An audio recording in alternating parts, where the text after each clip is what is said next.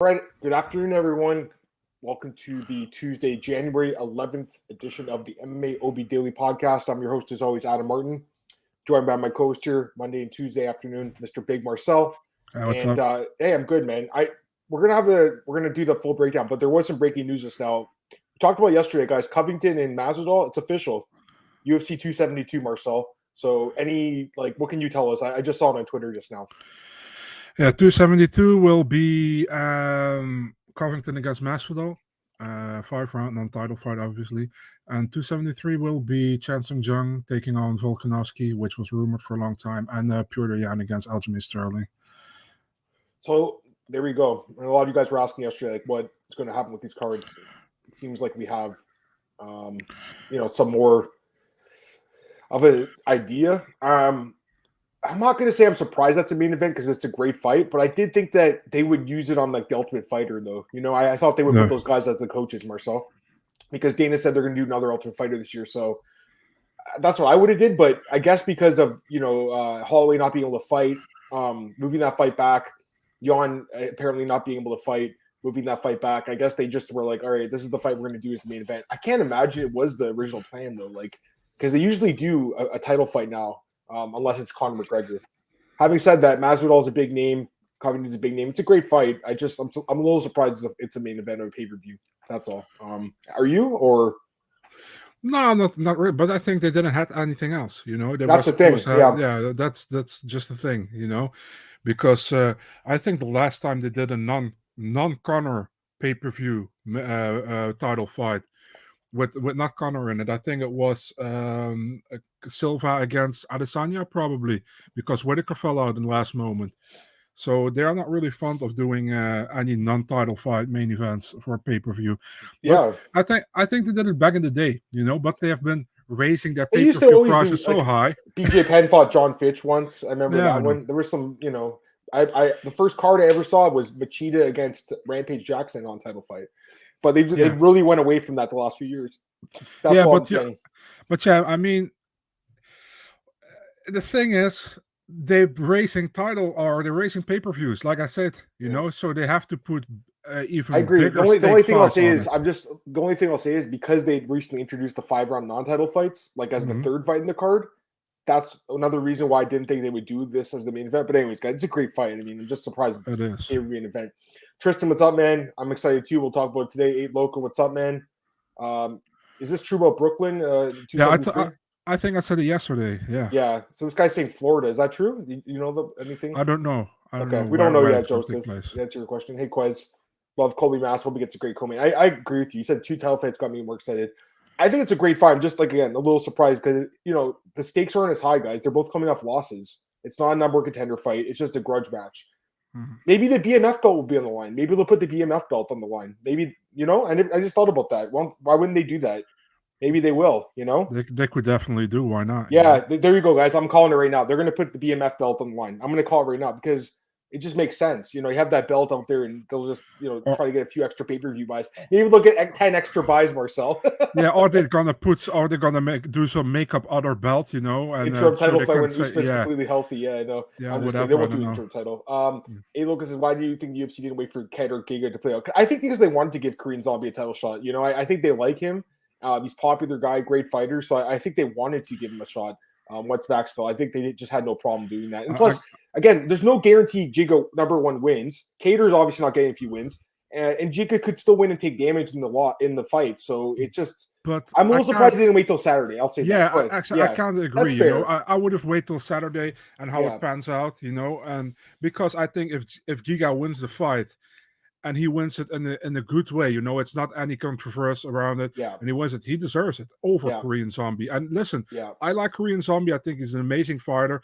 But does a win over Dan Ige should give you a title fight after you've been completely destroyed by Brian Ortega in this last fight? Yeah. Before. I'm with you. I completely agree. I mean, you're making a great point. I agree with that. I always do, Adam, but thank you.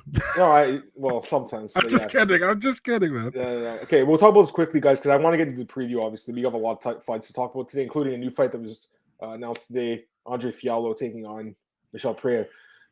At these last couple comments, guys, we'll get the breakdown. Only 9 fights booked for 272. Yeah, hopefully they book those soon. Joe, what's up, man? Glad to have you here, buddy. Tristan says the winner has to fight Leon Scott of Mas Colby. I think Leon Scott is getting the title shot, probably. Y'all gotta explain me why you call him Leon Scott. I never understand. Because Colby says that. I don't know. It's just the Colby thing. Anyways. All right. I think we'll get into the preview, guys. I want to get into it. Again, there's some great fights coming out, Marcel, but, we have some great fights. And these fights don't even happen. These ones this weekend hopefully are going to happen. Hopefully no COVID wrecking havoc on these fights. Also, please. we have odds for Pereira and Fiala. They just came out. So we'll talk about this today. They dropped like just very recently. So there you go. All right, let's get into this card, Marcel. This is the last comment. I'm going to take this non-topic for the card, and we'll get into it. This guy's saying Chris Barnett and Martin Boudet 2 days dealing with a broken nose. Have you heard that? That's what this guy says. His source saying it makes sense. I did hear that Barnett was supposed to fight. There you go. There's the fight. I believe this guy. I mean, why would he make it up? So I believe you, buddy. I mean, Marcel says that he's heard the same thing. So maybe not with Boudet, but it makes sense because we were just talking about Boudet yesterday. Remember? So it makes sense. All right, let's get into the card, guys. Let's do it. We're gonna talk about UFC Vegas 46. As we do it here, we start at the bottom, work our way up, and we give the odds. We'll give our picks. Right now we have 12 fights, I believe, right? We have 12 fights now. Six. Yeah, so not a bad card. 6 on the prelim, 6 on the main card. Let's get into it, guys. As always, I use UFCstats.com. That's the bout order that I use. So we'll start with that. First fight, women's strawweight bout. Silvana Gomez Juarez takes on Vanessa Demopoulos. This is the first fight back, guys, after a month. I can't wait. No, I'm kidding.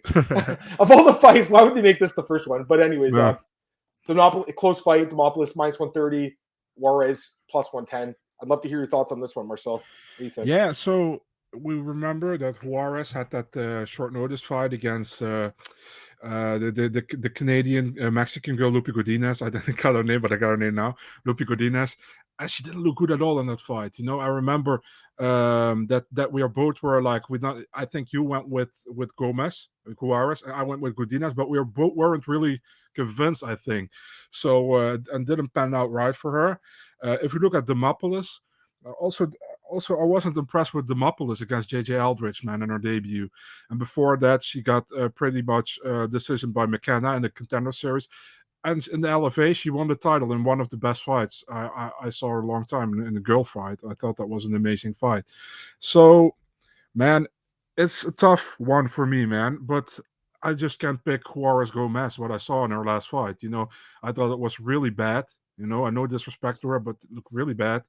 And Demopoulos, I think maybe there was also short notice, by the way, for her, but she didn't look as bad as Gomez Juarez, in my opinion. And I don't think it will be a high style, great, amazing fight. You know what I mean? I think it definitely belongs in the first prelim.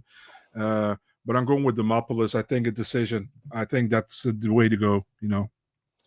Yeah, so this one it's just a kind of a weird fight. It's not a great fight. The lines flipped to it opened minus 130 plus 110 the other way. So the odds makers actually opened Juarez as the favorite.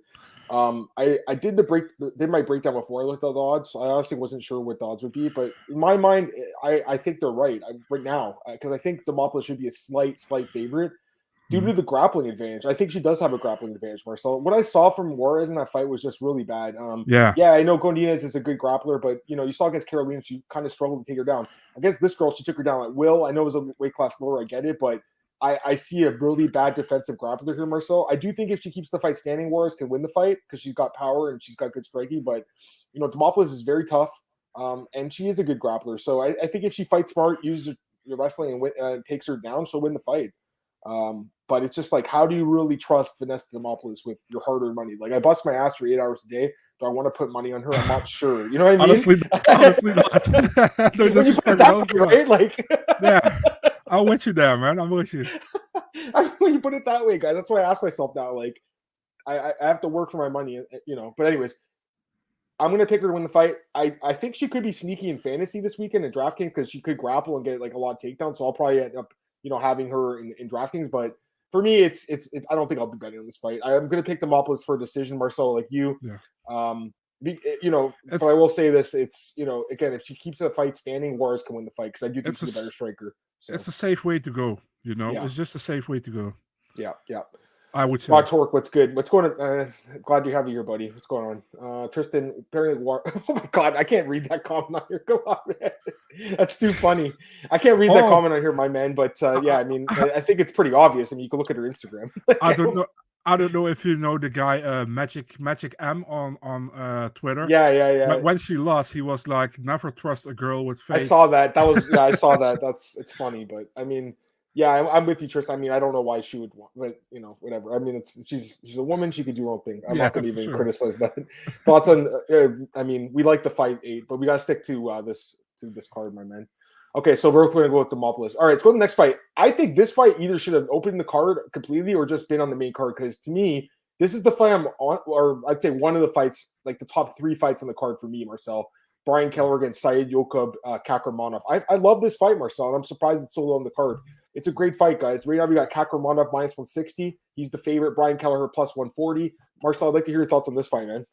Yeah, man, what a fight, And if you look at, Said Yokub Kakramanov, he came at short notice in the UFC as well, and he took on Trevin Jones, not Trevin Giles, Trevin Jones. No, Roman Dolidze took on Trevin Giles. Yeah, and man, he looked very good in my opinion, and we saw him in the PFL. He lost to Umar Nurmagomedov, and many people were like, "Man, Trevin Jones, you don't want this guy in your debut," but he finished him in the 3rd round, man. I don't think he even got, or did he miss weight for that fight? I think he did, right? Which fight? Which one? The Trevin Jones fight. I think so. Yeah, he did. He did. Bonus. He took it on a short notice. He missed weight. He would have got a bonus had he not missed weight. Yeah. Yeah. But that was an amazing performance, man. And he's also he fought at CFFC as well, where he was champion there. If you look at his opponent, Brian Keller is actually, he's like, how do you guys say that? Like super tough, and always, he's not in the top 15, but he's always around the top 20. You know what I mean? Mm-hmm. Super tough guy, good on the ground. His stand-up is okay, but I think his ground game is a little bit better, in my opinion. I don't know if you agree with it.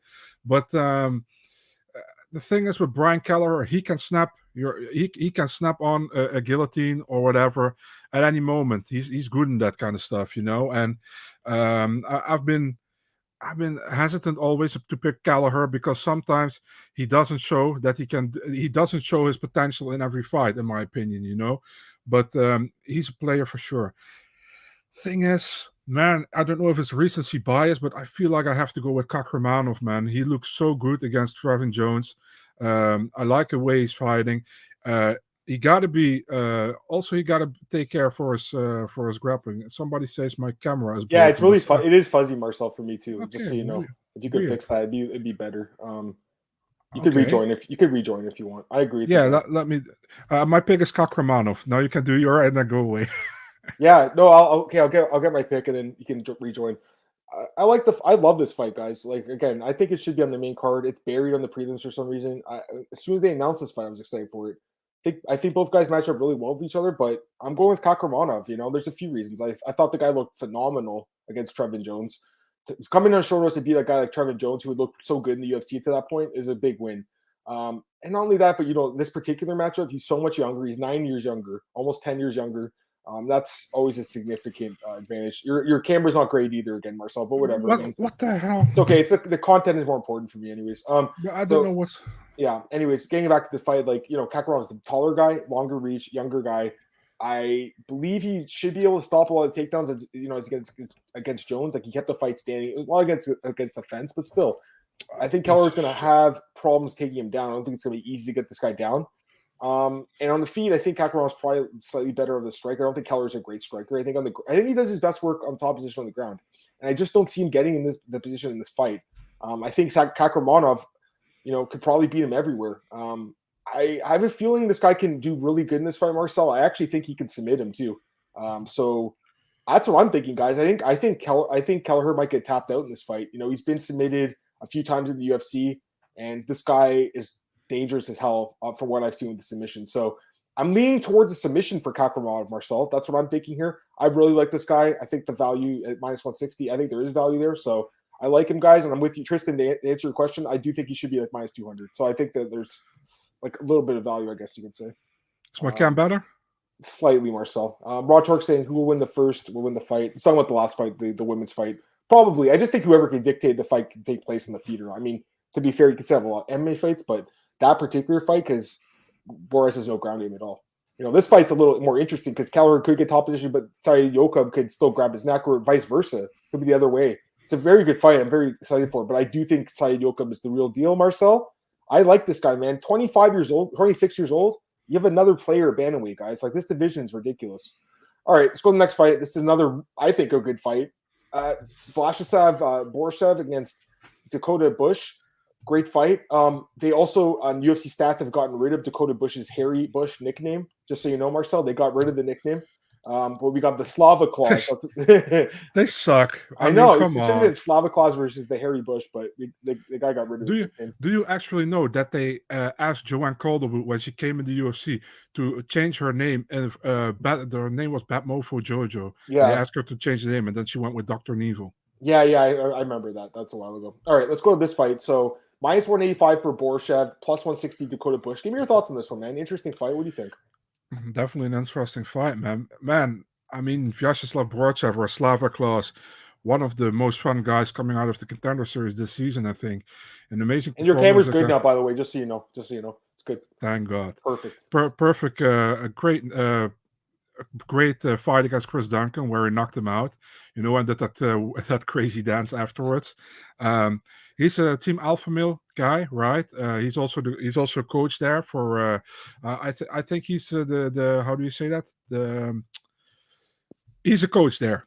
Let me put it that way. He's one of the coaches there. He's going to take on Dakota Bush. I know you were pretty high on Dakota Bush when he signed with the UFC. I don't think he's a bad fighter at all. He had looked really good in his fights, most of his fights in the LFA. And most guys coming from the LFA to the UFC are doing pretty well, because LFA is a pretty good platform to show if you're UFC worthy or not, in my opinion. Yeah, I mean, man, Borishev looks so good, man. He's like he kind of looks makes me think when I look at him like Ryan LaFleur. I know this is not comparison, but he kind of looks like him. Yeah. I feel like going with Borshev here, man. I think I don't know if he gets a finish because Bush stuff, but I think I'm taking Borshev for a decision, man. I was really, really impressed with him. I can kind of see that comparison, by the way. Also, just getting the comments, yeah, everyone said the same thing. The camera's good. I like the Slava Claus, the nickname, and I like the fighter too, man. Owen likes Kelleher as an underdog. It's interesting, Owen. I mean, he's got a path to victory with the top control. Eight locals, Puyer Duncan. Yeah, that was not fair to Chris Duncan. He should have had. I hope he gets another chance next year. He got kind of screwed. I hope so too. So I think it's a good fight. They're both prospects in a way. And Borshev's, he's 30, but he hasn't fought yet in the UFC. He just turned 30. And then Dakota Bush 27. So a little bit younger. Bush looked, okay against Hubbard. Like it was a decent fight. It was an okay fight. I think, Rong Zhu, I think he was supposed to fight. That would have been probably a hard fight for him. I also think this is a hard fight for him, to be honest with you. I think they're matching this guy up pretty tough. The guy does come from talking about Bush here. He does come from a good camp, though. He's coming from James Krause's camp. And I did notice Borshev got taken down, I believe, twice by Chris Duncan in that fight in Contender Series. So if they just work a wrestling heavy game plan, there's a chance that Bush could pull it off. I think, Marcel, there's a chance that the underdog could win in this fight. Having said that, I was really impressed by what I saw from Borshev in the Contender Series against Duncan. I think that's a nice win. So I'm going to pick the guy, but I'm just saying there's a path for victory for this opponent here, man, because Bush, I think, does have the grappling. But again, I just don't know if it's going to be enough. The guy's striking is that good, in my opinion. So go with Borshev. Push seems tough, but I think he might get finished in this fight, Marcel. That's going to be a pick. I'm just saying he doesn't. It wouldn't completely shock me if Bush just wrote out top control and want to fight that way. Just my thoughts. Hey, Litchfield Scott, what's going on, man? Glad to have you here, buddy. All right, let's go to the next fight, Marcel. Gabriel Benitez against TJ Brown. Minus 175 Benitez, plus 155 Brown. I'm assuming the loser gets cut in this fight. What do you think about this one? Yeah, it's kind of a weird matchup to me, man. To be really honest, TJ Brown, he's 1-2 in the UFC. Technically, in my opinion, should be 0-3, man. I still think he didn't win that Kai Kamaka fight. He didn't win that fight, and again, it's just Kai Kamaka got fucked so bad by the UFC. He should have won that fight, got fucked by the judges, then got cut. So I'm with you. And with Gabriel Benitez, I'm always like, he wins the fights, I expect him to win, and he loses the fight, I expect him to lose. Mm-hmm. So for me, this is a pretty obvious one, man. I think Benitez gets the win here. This is a fight is supposed to win. He should win, in my opinion. I'm taking Benitez. Can he finish him? He can, but I see another decision coming. But I think it will be pretty decisive decision for Benitez in this one. I'm with you on this one too. I'm not high on TJ Brown. I don't think he's looked good at all in the UFC, to be honest with you. I think he's looked pretty bad in all his fights. Gets tapped by Jordan Griffin, no longer in the UFC. Dane Chavez beat him. He's no longer in the UFC, I don't think. And then Kamaka is no longer in the UFC. I mean, he shouldn't have won that fight. Like, I'm just wondering why he's even getting this fight. Benitez is inconsistent. I'll say that, Marcel. He's very inconsistent. His record in the UFC 6-5, so it's very up and down. But I agree with what you said. He beats the guys he's supposed to beat and loses to the guys he loses to. If you look at his career, he loses top 15 guys and beats the non-top 15 guys for the most part. Every matchup's different. I understand Benitez is, getting up there a little bit in age. And he hasn't looked great lately. He got knocked down in his last fight. He's been up and down. But I'm not high on TJ Brown. I got to go with Gabriel Benitez. Brown is pretty tough, but Benitez can finish people, man. So honestly, Marcel, wouldn't shock me if he's finished him by a knockout. Maybe I think that'd be the way he would win. But otherwise, a decision. I do believe Benitez wins this fight. Yeah, Joe likes Benitez too. All right, let's go to the next fight, Marcel. Court McGee against Ramiz Brahimaj. Interesting fight. It's a pick'em, guys. -110 each. What do you think of this fight, Marcel? The welterweights. It's honestly a total head scratcher because the thing is, Court McGee, and I got to give you props for this one. I think you picked him to win against Claudio Silva. No, I didn't. I was wrong with that one. Oh, okay. I did. I wish I was right. No, I was wrong. Okay. Yeah, I also picked Claudio Silva, but he did very well and he won that fight. Before that, had the bad losing streak, I think. I remember actually he lost to Carlos Condit before that fight. If you look at Ramiz Brahimaj, was supposed to fight in a contender series against Miguel Baeza. Didn't fought, had a tumor behind his eye, so he was out for some time. Then got signed by the UFC. Lost his first fight against Max Griffin, where almost his ear was detached from his head. I think we all remember that. And in his last fight, he looked good, man. First round submission over Sasha Palatnikov. The thing is with Ramiz, what scares me all the time is that most of his wins are in the first round, and most of his losses are decisions or third round losses. He got 3 losses, 2 are via decision in the third round after 3 rounds, and one is that the Max Griffin won. So does he have the same problems like some other guys from that camp? Man, Manifield had that problem. We also know Austin Lingo had that problem in his first fight in the UFC. So Al Hassan, who was there, had the problem as well. So I don't know, man. McGee. If it depends how long the fight takes, because McGee can make it an ugly fight, and he can use his wrestling.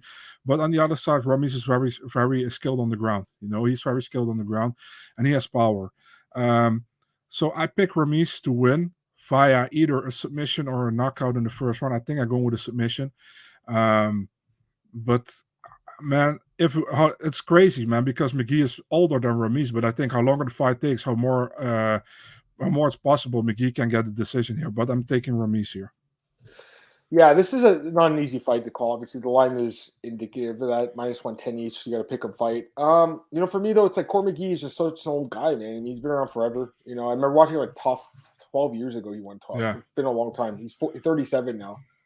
He did look, I thought, really good in his last fight. I'll give him that against Claudio Silva. He looked really good in that fight. But again, Claudio Silva's like even older than him. He's like 45. He's 39 actually. Sorry, but still like. I don't know how good of a win that is, I thought it was okay at the time, but looking back at it, it's like Claudio Silva is a guy that's, if he's on top position on the ground, he's not winning the fight for the most part. And Brahimaj is a guy who's always in top position. So it's just an interesting matchup, Marcel, Brahimaj, I think, is a little bit inconsistent. He's 3-3 in his last 3 fights, Marcel, it's not even really a great record, but I was impressed by the way he looked against Sasha in the last fight. Sasha can't really defend chokes though. So I'm just like, how good is this guy? I don't really know.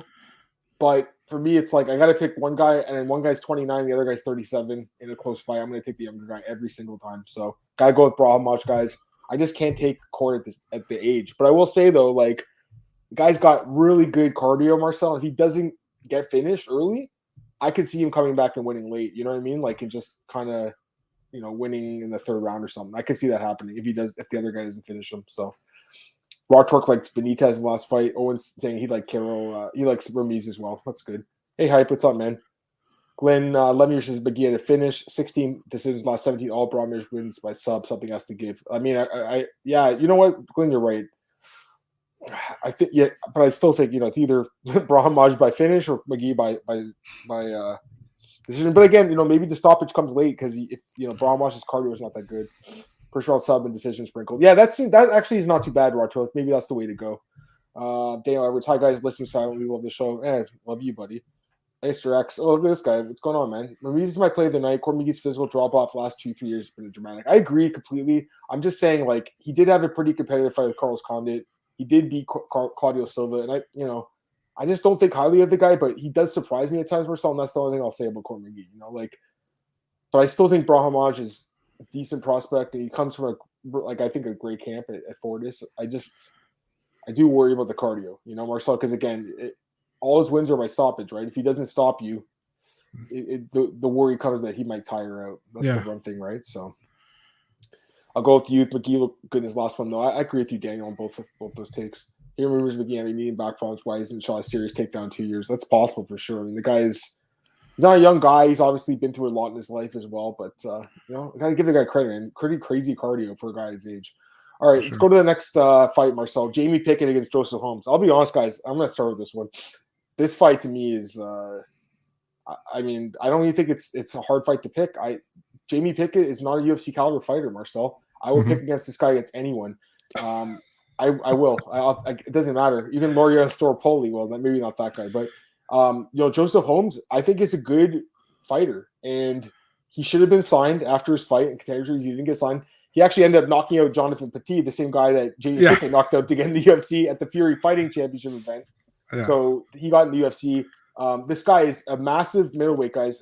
He's almost as big as Izzy. He's the same height as him. The reach is very similar. I will say Pickett has a long reach, 2 to 80 inches, so that's cool with this matchup. But for me, it's just like Jamie Pickett to me is like barely UFC caliber. I don't think he's UFC caliber, and I do think Joseph Holmes should be in the UFC. I just think he's a pretty good fighter everywhere. I think he can finish this fight, Marcel. I don't know how. Maybe a knockout, maybe a submission, but I just don't believe in Jamie Pickett. I think he can be finished. So I think this guy finishes him. What do you think, man? And I was going to say the odds. Sorry, guys. -147 for Joseph Holmes and plus 127 for Jamie Pickett. I like this guy at -147. I think that's cheap.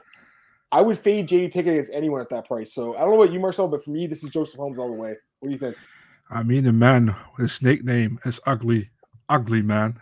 I really like that, to be honest, man. And like I said last time to you as well, man, I mean, Jamie Pickett hasn't shown anything to me that he should belong there. And no disrespect to the guy, man, but we're just being honest. And that Staropoli fight, man, we were all so happy that was over after 3 rounds, and for Holmes, he looked good against Shante Barnes. He should have got that contract, in my opinion, as well. They wanted to, I think Dana White immediately say, we're going to put you on the Dana White looking for a fight card in Fury FC, where we stopped Pati in the first round, the guy who got also finished by Pickett, and he got signed. Yeah, I think it's a no-brainer to go with Joseph Holmes here, So for me, also Joseph Holmes, I take him first round knockout. There you go. Yeah, I think he finishes Jamie Pickett. So he's another guy I'm going to look for in the fantasy as well. But I like the line. I think it's a good line, honestly. I don't think Pickett's good at all. Let's get some more comments. Totally agree. I see somebody Pickett Holmes as a career pick. See, I don't agree with this comment because first off, they're both Contender Series guys, right? And also -147 is a cheap line.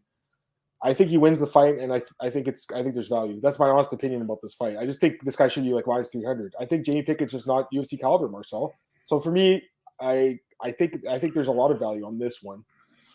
In general, I agree the Contender Series guys have disappointed in the UFC, Mr. X.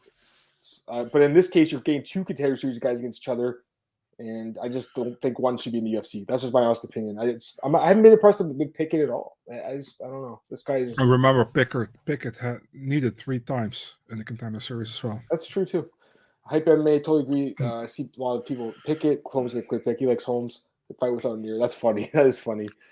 Holmes finished pick. I mean, that's what I'm thinking. Holmes effective, effortless to finish these sequences. In the last fight, it sure looked like the last 2 fights, I should say. They pick as Marcel White DraftKings Fantasy. Yeah, well, that I don't know. But like this fight just went up on UFC stats today as well. So that fight maybe is like they got signed late or something. I'm not sure, but hopefully he gets some on DraftKings soon. And I do like Holmes though. Holmes hasn't gotten past 8 minutes and wants a pro pick and win late. Yeah, possibly. He likes Wolf as a dog. All right, we'll see what happens, guys. I mean, for me though, I guess I'm completely on the other side in this one, Marcel, because for me it's anytime I'll get a chance to fade Jamie Pickett at a cheap price, I'll do it. Staropoli was like minus 300, I think. Like this guy is half the price, and I think he's a better fighter, so I'll do it any day. Yeah, okay. So I think that's the 6 prelims, right? All right. So do we have the 6? We have the same picks. That wasn't intentional. I'll tell you right now, guys. That's never intentional. We don't talk about the fights beforehand. We just don't do it. I want him to come in and me to come in here with free, clear mind. Okay, we really never talk about it before. No, try not to. It's just better to, I think, to get our our free opinions without being biased talking to each other before. All right, let's go to the next fight. I believe this is opening up the main card. Bill Algeo against Joe Anderson Brito. Again, Marcel, why is Kelleher Kakarov opening the card in this fight? I just don't get it. All right, this fight, another 2 contender series guys. I should mention that as well. So minus 130 for Brito, plus 110 for Algeo. 2 guys that I'm not sure what to think. So what do you think, Marcel? There's also a switch because first was TJ Brown against Benitez was the opener of the main card, and they switched it with this fight. Algeo, man, 1-2 in the UFC. Losses to Ricardo Lamas, which was a great fight, and Ricardo Ramos, and a win over Spike Carlisle. Joe Anderson Brito, his debut. He looked good in the contender series, man, against Diego Lopez. I got to give him credit there. I think it was an eye gouge or something because it got stopped, and it went to a technical decision, and he won. He looked good in that fight. Diego Lopez is a good fighter. By the way, in my opinion, Diego Lopez got robbed in his title fight, Fury FC, last time out. So, I mean, Algeo is a kind of good regional guy. He went to the UFC. Dana White Contender Series, he lost in a great fight against Brandon Loughnane. 1 win so far in three fights, what I said. And for Brito, I think Brito comes from a shooter box background in Brazil. He's a pretty good fighter, in my opinion. And I think he's a pretty hard fighter. He's tough. He has power. I feel like Algeo might have the experience in the UFC, but I feel like Brito can do some damage, dude. So I feel like I think I'm going with a stoppage for Brito, man. Late in the fight, 3rd round TKO for Joe Anderson Brito, man. Bro, I'm with you on this one. I like this guy Brito in this fight, guys. I think the price is good too. I think he could just grapple this dude. Honestly, Bill Algeo he's a decent striker, but the grappling's awful. It's really bad. Like 8 takedowns by Ramos' last fight. Spike Carlisle, he did win the fight, but Carlisle took him down 4 times. 5 times Lamas took him down. 3 times Lofton took him down. This dude can't stop a takedown, okay? And that's enough of a sample size to know that. 8 guys, he's been taken down 20 times in 4 fights. 20 times. And he's fighting a guy that just had 3 takedowns and who's kind of a grappler. Marcel, I like Brito in this fight. I think he grapples him. I think he takes him down, Algeo, and grinds him out. Wins a decision or maybe submits him, but probably decision. Seems like, Algeo's pretty gritty. But that's the way I like this fight. I like him a lot in this fight. What are you going to say? What's the line for TKO 3rd round? Ground and pound. You're What's the thinking line? ground and pound. Third round TKO? You want yeah. Look at this guy. All right. Plus 1,800. Or sorry, nice. plus 1,800. Yeah. That's nice. Yeah. For me, I just like Brito at the money line in this one, guys. I think minus 130. Personally, I think it's a good line. I think it's cheap. A lot of the favorites on this card, I think are undervalued, including this guy, because I think he's just a better fighter. I don't trust Algeo. Again, this guy is coming off Contender Series, though. It's his first fight in the UFC. So what the other guy said was right. A lot of the Contender Series fighters obviously have struggled. In this case, you do have 2 Contender Series fighters against each other, though. And to me, Algeo has also struggled in the UFC, Marcel. I believe that if he loses, he'll be cut because he's 1-2 right now. It's his 4th fight in this deal. So 1-3, yeah. Yeah, I think he'd be cut. So I'm leaning towards Brito in this fight. All right, let's go to the heavyweights, Marcel. Jake Collier and Chase Sherman. Right now, Collier minus 125, Chase Sherman plus 105. Chase Sherman actually opened minus 115. So the line kind of flipped, but not really. It's basically a pick 'em with a slight lean towards Collier now. What do you think about this one, Marcel? 2 heavyweights that honestly probably the loser gets cut on this one too.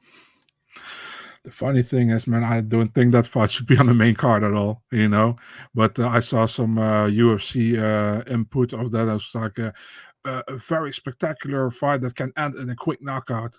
Yeah, you can say that about every heavyweight fight, but it can also suck. You know what I mean? So, Chase Sherman, in my opinion, he came back from the bare knuckle where he was champion. Then he won some fights at Island Fights. Won his first fight back in the UFC against Ike Villanueva, then got suspended. Now he's back and he didn't look good since. Jake Collier looked fucking awful against Tom Aspinall in his first fight back to the UFC at heavyweight. But after that, man, he did okay. I think he lost a very close split decision over Carlos Felipe. Before that fight, he got a win. I mean, this I honestly hope it ends in the first round knockout for either one, but I expect Jake Collier to be a smarter fighter here and to win a fight via decision. Once again, we agree. This guy, it's not intentional. I'd like to get some differentiation, but I agree. I mean, I think that's how the fight. I really think it's exactly how the fight plays out. I just think Collier is the more technical striker, and I think he's got way better cardio. Chase Sherman's cardio is really bad. Like the last couple of fights, guys, like he looked like he was about to pass out in those third rounds against Orlovsky and against Porter. It's just bad cardio. Jake Collier actually has good cardio. For a guy who's like a fat dude, he's got really good cardio, I think. So I think he got robbed in his last fight. Honestly, I think he's coming here with momentum. I do believe that the line is moving in the right way because I think he wins the fight. If Chase doesn't knock him out in the first round, which I think is going to be difficult to do, honestly, I think that Collier just outstrikes him. Marcel wins the decision. So that's what I like in this one, man. Get some more comments, by the way, guys. Raw Torque likes Pickett in the last fight. Glenn is talking about Algeo. He thinks Dana White and the matchmakers might like him. Probably. They didn't put it on the main card, like Glenn, you're right. Setup game's okay. I'll take him as a dog. Good luck to you, man, honestly. And I say that I really mean it because I bet on this guy against Ramos, which obviously didn't turn out to be very, very good. But it was very frustrating to watch that guy fight, get taken down like crazy, knowing if he just kept the fight on the feet, he would win the fight, but he just kept getting taken down. Bob, hi here, new here, hi all. What's going on, Bob? Glad to hear you here, buddy. Tristan's like Sherman by round one knockout plus 650. That'd be the way he wins, I think. So that'd probably be the way to go. Yeah. If you go with Sherman, you would do that. Yeah. I think so, because once he gets past that first round, guy, I know he knocked out Ike in the second round, but he gets tired. You see how motivated cans are going to watch the media speeches day before making a pick. Yeah, that's totally fair too. You try to get as much information. Again, we always talk about this. This show's on Tuesday. The card happens Saturday, right? So there's still Wednesday, Thursday, Friday, and Saturday. A lot happens. Generally, me and Marcel's thoughts don't change that much, but sometimes they do change. Things we learn more information. Things can change, but for the most part, it's the same thing. All right, let's go to the next fight. Brandon Royval against Rogerio Bontorin. Great fight in the flyweight division, Marcel. I'd imagine the winner, gets maybe like a number one contender fight. It's a big fight. Minus 165, Brandon Royval. Plus 145, Rogerio Bontorin. What do you think, Marcel, of this fight? I'd say a winner might fight the winner of Alex Perez match now. Yeah, it's a fun fight. I think, Brandon Royval, he came quick in the UFC with Tim Elliott win and Kai Kara France win, both submissions. Got the number one contender fight on short notice against Brandon Moreno, lost that fight, and obviously also lost his last fight. Bontorin, I hope he can make weight, dude. He didn't make weight for one flyweight fight, I remember, and he didn't make weight last time in the bantamweight fight where he fought against Matt Schnell, where he won. The thing is, man, I look at who is more aggressive. I think Brandon Royval is more aggressive in the fight. Bontorin, you saw him getting taken down by Ray Borg, got controlled the whole damn fight almost. I think Brandon Royval can do it, and Brandon Royval can also finish if he comes in that position, So I'm taking Brandon Royval and taking him with a submission. Yeah. I'm leaning towards Royval too, but honestly, it's not a strong lean for me. I like this guy. I mean, I think I've picked him all his fights in the UFC because I've just been impressed. Like, he's a fun guy to watch, right? Action-packed, always moving first, but very reckless too. Leaves his neck out a lot too. He can be finished. So as much as I like the guy, and I do think he, is super dangerous at times and extremely exciting, I see the holes in the guy's game too. So, this is probably a fight you can win, but I'm just saying, like, I see a lot of holes in this guy's game. He's coming off 2 finished losses, guys. Like, gotta remember that. It was 2 elite guys, no doubt. 2 elite guys, but it just worries me a little bit. And he also has some losses before the UFC as well. Bontorin, though, I don't know. Like, this guy's – I'm having a hard time getting a read on this guy, Marcel, honestly. Like, he can look really good at times. Like, KK France, he's controlling the guy for, like, 4.5 minutes and then gets knocked out, Matt Schnell surprises a lot of us and picks up an upset win. Even, like, when he beat Bibulat of Magomed, that was an upset, Marcel. or Raleigh and Paiva. So the guy can upset at times. I think he's. Go ahead. The Bibulatov should have won that fight. Probably, I kind of agree with that too. Yeah. Anyways, the point is the guy can surprise at times. I think and it's proven it. So my pick's Brandon Royval, but I don't have a lot of faith in the guy right now. So I'm gonna probably pass on the bet. I'm gonna pick the guy. I think if he wins, he probably just submit him too. That's what I'm thinking. But I'm telling you guys right now, if he doesn't, Bontarine could finish him too. So it's an interesting fight. I think it's a really good fight. It's a great fight. I think it's a possible dog spot, Marcel. I think a lot of people underrate Bontarine. They just don't appreciate the guy. So, and Royval is really exciting, so everyone likes him, obviously. Look, this guy's Owen. You know what, man? I actually think you got some good analysis here because I see the same thing when I watch it, man. I see a lot of holes with the guy giving up his back, giving up his arm. So he's a really exciting guy. But again, you got to worry because Bontarine almost all wins are by finish. Submission 100%. I think a submission either way, probably, right? Both guys are submission experts, like Royval or Joe does. Hype. Why do you have to wait for long? Oh, just because of there's no card until then that they can't put it on.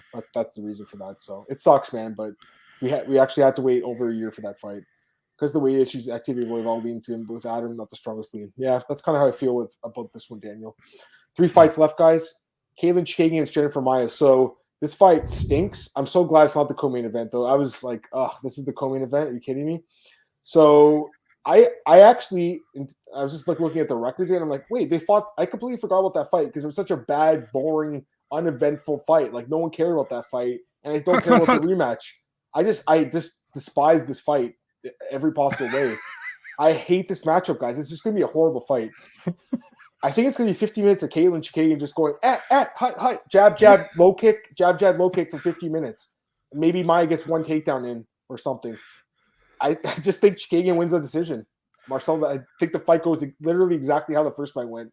I don't see either fighter really being any different 3 years later. I think they're the same fighters. Chookagian by decision is -105. That's the lean I have in this fight, guys. What do you think, Marcel? Man, a lot of Chookagian punching air. The odds were -170. Chookagian +150 Maia. Go ahead. A lot of Chookagian punching, lots of air. Kicking lots of air and making lots of noise, as always. But the thing is, she outstrikes many of her opponents all the time, even with missing a lot, and making lots of sounds. And she will win again. She will do it by decision again. And I saw it will be a record, like most decision wins back-to-back in the UFC. 10 or 11. I don't know if that's a real great. It's an accomplishment, Adal wins, but it's also not my favorite fight, to be really honest. So she has 9 straight. All 9 of her wins the UFC are by decision. So she'd have 10 by decision if she wins this fight by decision, which is what I think happens. I think it's the same as the first fight. Honestly, the thing also is, man, I think with a win here, Chookagian, if she wins, I don't see her getting another title fight. No, me either. She's just like she's honestly she's kind of like the UFC's worst nightmare, in my opinion, because she's one of those fighters that knocks off like a lot of the contenders. Like when she beat Calvillo, like she made it look easy. But she can maybe. I think when she loses a fight, I won't be surprised if they let her go, man. You remember what they did to Formiga? Formiga was knocking off and I think Formiga was pretty okay to watch, but he was knocking off many contenders, and they were like, damn, dude, when you lose, you're gone. And then he lost to Alex Perez, I think, and then he was gone. Honestly, they're both boring fighters. Jeremy Maia is a boring fighter too. She's not exciting either, guys. I mean, I'm not trying to slam these women because they're doing their job and they're successful, but I don't enjoy watching them fight. I've watched them fight a lot. I guess I enjoy Maia a little bit more because at least she has the threat of a submission, right? Like when she beat Wood. But for me, like Chookagian has no finishing ability, Marcel. She's a point fighter. She's a point fighter. She could have absolutely finished Antonina Shevchenko. She destroyed her in that fight, but she didn't finish her. No, I'm really not a fan. I don't like her fighting style. It's boring. Get some comments. Bontarine should gas after making weight. Raw dog, second round, knock on decision. I kind of agree. He might miss weight actually, because he has struggled. Like the fight with Cara France, you saw it happen. Hoping Chang takes his both. He turn the fight down. Maia misses weight again. We'll see if that happens. Katlyn by decision. That's what I think too. Yeah. And we did the female matchups. We did this one. Was that the only? Was there another? Yeah, Demopoulos. Yeah, we both picked Demopoulos in the first fight. Go back and listen to the breakdown. Was it like I think 5 minutes? First fight. That fight. Yeah. Chikadze wins by decision. Yep, 10 wins without a finish. That's a record no one wants to have. Why would you want that record? Like, you know, Shane get a Valentina rematch? I hope not, man, because the fight's gonna look the same. Like, I don't see it going any different either. Well, Bob, I mean, I hope your life, I'm not gonna say anything, but no, I think she'll win, buddy. I think she'll win. Hey, Nicola, any news on UFC London? Yeah, it's March. Was it 19th? Is that the date? Yeah, it's not confirmed yet. Okay, it's not confirmed. Okay, that's like that's what they're hoping, anyways. But again, I think they're waiting for like COVID and stuff. But it's crazy because like the Bellator does their events. They don't care about COVID. It seems like at all. She lost to Jessica Andrade as well. She's also lost to Jessica I. Jessica I. She should have lost to Viviana Rougeau. I bet on her. I thought she got robbed in that fight. Honestly, that second round where she had all that top control and the judges gave it to Chookagian because she had like the last minute was like she was hot for like a minute. That's the worry with this girl though. Like you bet against her, man, she'll do that and then win. So her and Holly Holm would be the worst fight ever, by the way. It's only fair if Valentina's in Maia's corner. That way Valentina can show A to balance on the Chook tennis sounds. Hey. Chookagian decision. Yeah, I think that's the way to go, guys. Minus 105. I mean, that's not bad. The win, Pereira, and Wonder Boy. Oh yeah, we'll talk about that fight in a second here. Round 2, Valentina versus Maia, possibly the biggest LA round in MMA history. Makes no sense, bro. I agree completely. I mean, she took her down. She had her on top position for like the 5 minutes, and I swear to God, watching that round, I was like, oh my God, we're gonna see an upset here. Like Marcel, remember that fight? Like that second round, you're like, is this gonna happen? And then the last 3 rounds was just Valentina getting back to what she does. I agree completely. That was a weird ass round. It really was, man. Chook by Grunson, growing spinner pattern. Let's get at her. That's what's gonna happen, guys. She is a grinder for sure. I mean, listen, she does what she has to do to win her fights. It doesn't mean that we have to enjoy watching her fight. And I'm not trying to tell you guys who you can like or not like. There's fighters that I've liked in the past that people thought were boring, etc. But for me, I just don't like her style because she has no power. She doesn't want to finish fights. And I mean, the proof's in the pudding. She has 13 fights in the UFC, only 2 have went to decision. Okay, so both girls actually 20 combined fights, 17 have gone to distance with these two. So this one, I almost positive is going to distance. Looks like Valentina will defend her belt in May with all the pay-per-views already booked. Unless they put her in the March one, they could always put her as the co-main. I mean, it'd be kind of disrespectful to have a co-main or a non-title as the main event, but I believe they did that before, haven't they? With Connor, I think. Man, I want to say. Honestly, if Nunez doesn't want the Pena rematch, I put her against Pena at 135. Yeah, you could do that too. So I know Marcel really wants to see that fight. Yeah. Okay, so let's go to the next fight, guys. This one I don't have. Well, actually, no, we do have odds. My bad. We have odds. Michelle Pereira minus 250. Andre Fiallo plus 210. So this fight was just booked today. It's a really good fight. Pereira was supposed to fight Muslim Salikov originally. That would have been, I think, a tough fight for both guys, honestly, because they're both good fighters. But Salikov's like really high-level striker, like elite-level striking. Fiallo. So here's my thoughts on this guy. I'll talk before you, Marcel. My thoughts on this guy was I recognized the name. Obviously, I remember him for PFL, but I didn't remember his fights at all. So I went on YouTube and watched them today. You can watch them. There's like 5 or 6 of them on YouTube.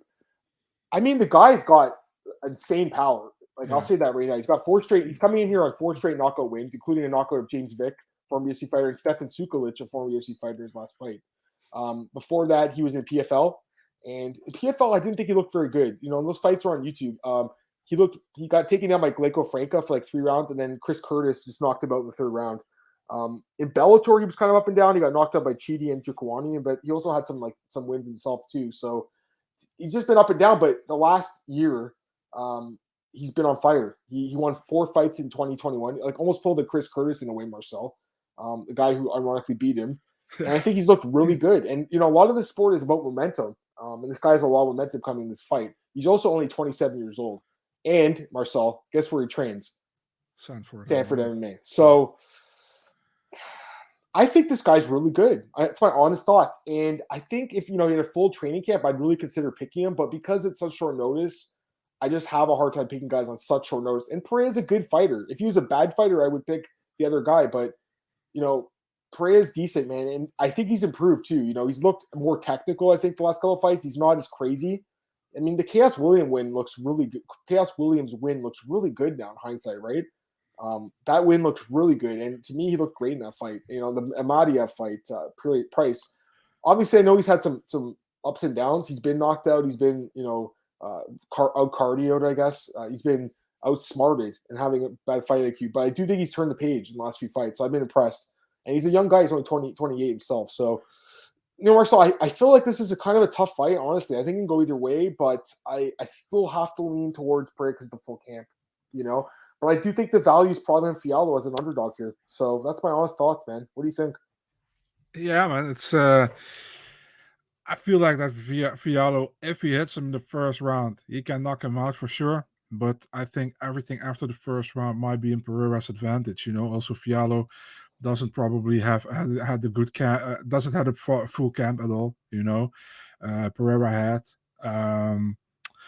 Yeah, and like you said, man, that Chaos Williams win look actually really good right now on Mr. Pereira's record, and I think he has improved definitely, man. If you saw in the Connolly fight, he did some crazy stuff, and he was gassed after that, but he still does sometimes some crazy stuff, but he knows how to do it this lately, Looked really good against Imadaev, looked really good, in my opinion, against Chaos Williams as well. So for me, it's like, if he can, probably he has to survive the first round if the fight keeps standing, because we know Fialho can knock everybody out with those punches he has, but he also leaves openings, I think, Fialho in his striking. So maybe Pereira can knock him out as well. Still think Pereira will do it in the later round. So I'm going with a late second round TKO for Michel Pereira. Yeah, I agree again because of the short notice, but I'm just saying, like, I think this guy's good, man. Honestly, I was impressed more so, like, with the knockout power, anyways. The guy's got power, it's crazy powers. Let me get these comments by the way, guys. Sorry, missed a few of them. Michel Pereira by backflip knockout. I mean, it's possible. This guy, he's a crazy guy, man. Remember that fight with Tristan Conley in Vancouver? He gassed out. That was so crazy. Yeah, I like that card too. I'm with you on that one. I said you guys are shading the points to engage your audience. Hey, I appreciate that, man. No doubt. I think we have one of the best podcasts out there, but I'm biased as hell because it's my podcast with Marcel. Fialho was at plus 240. If he didn't have a week's notice, there's value. I kind of agree with you. I mean, I still feel like there might be like a little bit of value, but I don't think I can pull the trigger on it, because of the short notice. But the guy punches fucking hard, guys. Just type him in. Go on YouTube and watch his fights. He can knock you with one punch. Kill his bombs. He sure does, man. He's better than I thought he was. Pereira's damn near a battle for me against but Conley up 2 weight classes. Yeah. 10 if Fialho wins round 1. Yeah, if he doesn't win in the first, he'll probably get tired, like Marcel said. I think both guys are going to get tired in this fight. Marcel, now that I think about it, this fight's not going 3 rounds, is it? This fight's not going to go 3 rounds, eh? I also don't think so. No. I think late second round TK. Yeah, we don't have odds for it though. But I think this fight goes probably ends in like the second round too, or third round maybe. Michel did a backflip his last fight. I don't want to be calming it down too much. Michel, most underrated highlight of the night. The guy's a fun guy to watch, man. The backflips, man. The guy, it's pretty nuts what he can do. Talking about Nate and Dustin. Yeah, we're still waiting for that, right? Like they were supposed to fight. They keep saying they're going to get the fight book, but nothing. Michel Pereira can't keep making weight. He's huge for the weight class. He's a big dude, man. I think he'll probably go up to middleweight down the road, but he's only 27 right now, right? Like he's 28. I mean, but it's not super old. Anyways, main event, Marcel. Let's go with it. Calvin Kattar against Giga Chikadze. And right now, the odds for this one are minus 230 for Giga, plus 190 for Calvin Kattar. What do you think, man? Yeah, I'm actually pretty convinced in my pick in this one, man. The thing is, Calvin Kattar. Remember last year when he fought Max Holloway, everybody was like, oh man, it's going to be a close fight, really tricky one, remember? And then we saw the fight and he got completely outclassed by Max Holloway, man. But still, super tough guy. We all know that. He has a great chin, but those fights take some years of your career, man. That was a real beatdown. We all saw that. And all respect to Calvin Kattar because he's a great fighter. If you look at Giga Chikadze, man, the dude came into the UFC with 2 split decisions. One, in my opinion, he won against Davis. The Amherst fight is still very controversial, in my opinion. But after that, he went better and better. And he looked really, really good against Edson Barboza last time out. Also looked to have improved ground game. Finished Barboza. It was really good. It was a really good performance. Before that, destroyed Cub Swanson within a minute, man, with that Giga kick.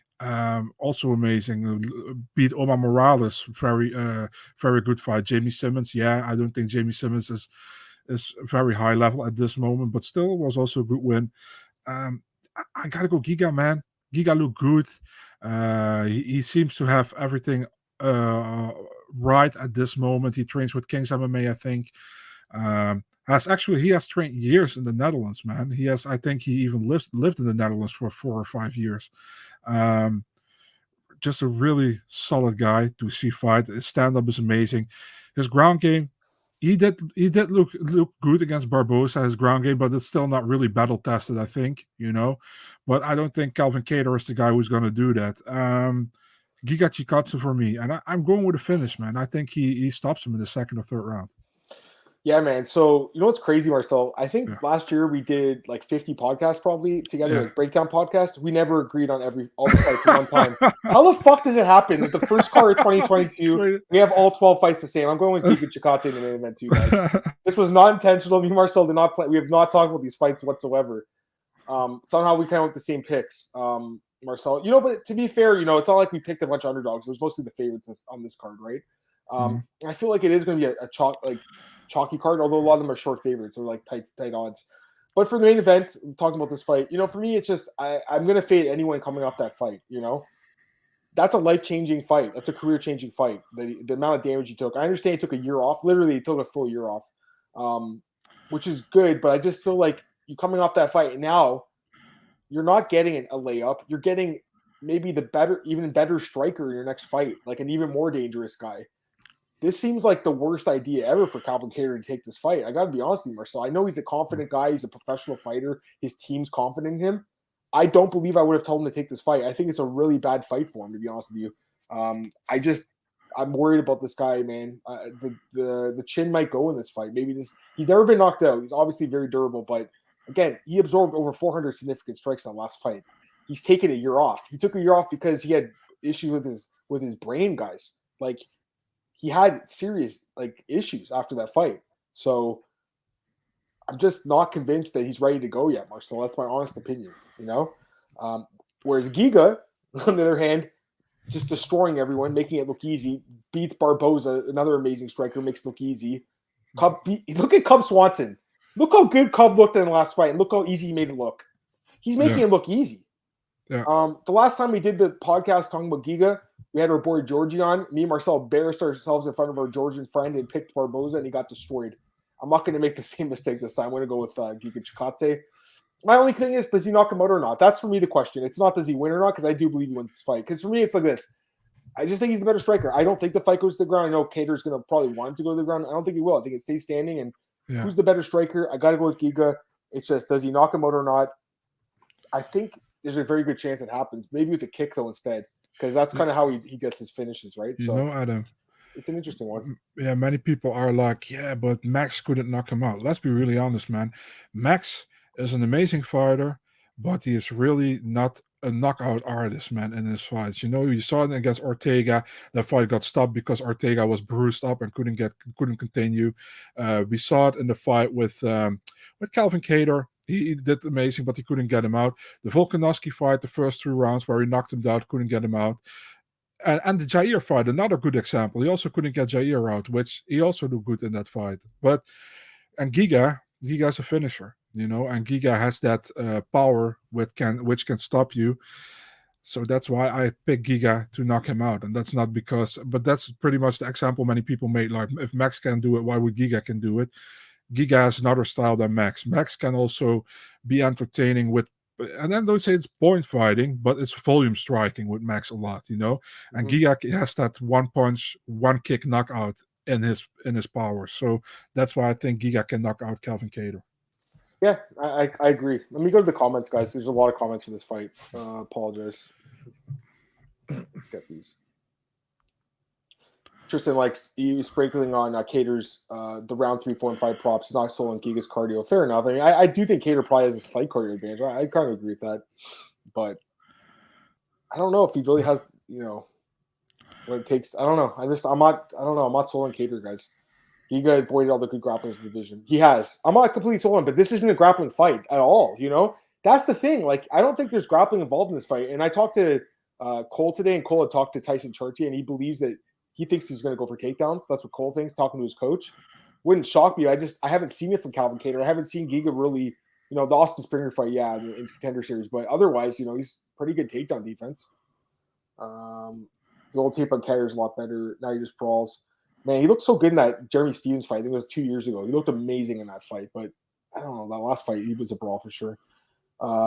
Yeah, it wasn't great. It was like, that's the thing though, Hype. I'll say this, getting back, responding to this.